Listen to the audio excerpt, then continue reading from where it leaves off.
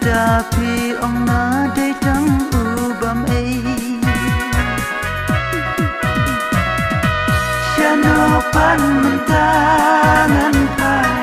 Marway nga kuslay Siano pan mentangan pai Marway nga kuslay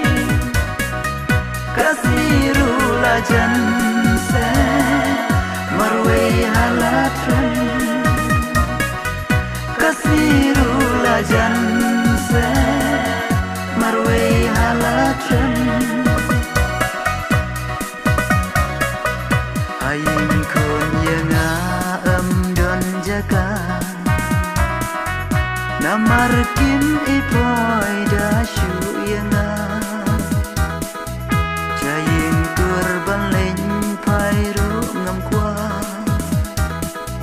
Hajing long tenen marway nga hapsa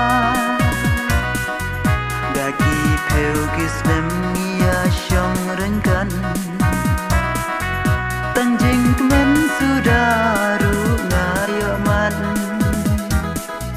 Kat kabana don ngala ailun Kadupan marway hajing pandon Siano pan mentangan pai Marway nga kuslay Siano pan mentangan pai Marway nga kuslay